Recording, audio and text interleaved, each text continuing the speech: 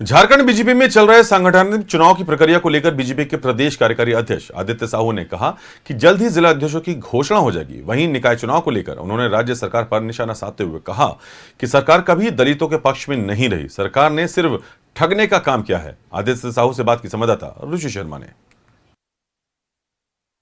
अध्यक्ष हैं आदित्य साहू जी, सर कब तक उम्मीद किया जाए कि जिला अध्यक्षों की सूची सामने आ जाएगी? देखिए, जिला अध्यक्ष का चुनाव की सारी प्रक्रियाएं इस प्रदेश से पूरी कर ली गई हैं और मुझे लगता है कभी भी किसी भी समय आप लोगों को जानकारी मिल जाएगी कि किस जिला के कौन अध्यक्ष होने वाले हैं, क्या हो गए हैं।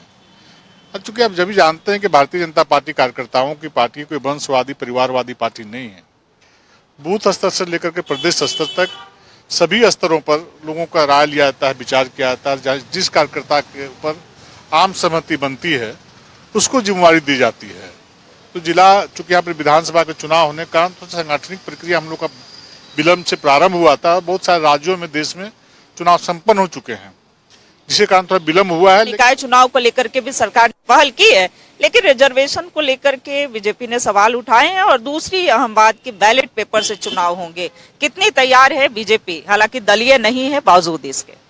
देखिए, ये बोलते हैं आदिवासी दलित पिछड़ा की बात ये बोलते हैं, लेकिन जब जब अवसर मिलता है इन समाज के लोगों को ये लोग तिरस्कृत करने का, चिढ़ाने का काम करते हैं।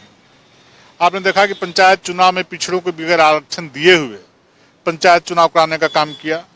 अब सुना है कि रांची म्यूनिसिपैलिटी एरिया में पहले 5 सीट एससी समाज को दिया जाता था, इस बार सुना है कि 2 ही लोगों को 2 ही वार्ड रिजर्व किया गया है।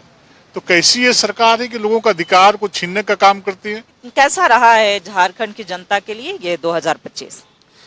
देखिए, सरकार में बैठे हुए लोगों के लिए तो बहुत अच्छा रहा, लेकिन झारखंड के 3.5 करोड़ लोगों के लिए ये कोई उपलब्धि भरा वर्ष नहीं रहा।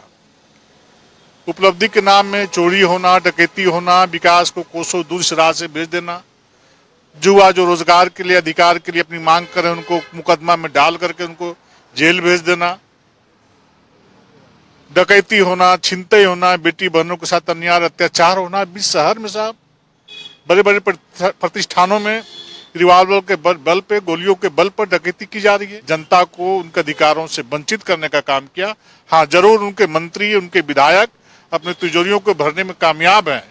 अब अगल बगल के ब्लॉक में चल जाए, पूरे राज्य की बात नहीं करते हैं।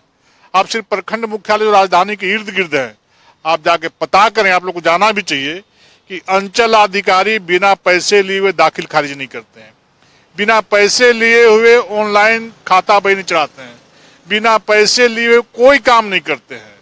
चूंकि वो लोग सभी पदाधिकारी पैसा दे करके पोस्टिंग कराते हैं, तो उनको किसी से कोई डर भय नहीं रहता है। इसलिए दिन दहाड़े थाना, ब्लॉक, अंचल कार्यालय में गांव गरीब किसान मजदूर का गाड़ी कमाई जो खेती करके अपने पास रखते हैं उसको लूटने का काम। 2026 में क्या संकल्प लेते हैं इन जनता के?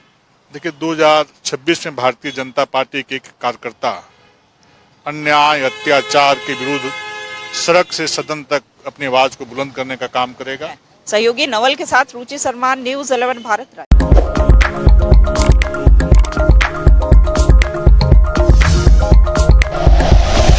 Like and share videos, subscribe करें हमारा चैनल और प्रेस करें बेल आइकॉन।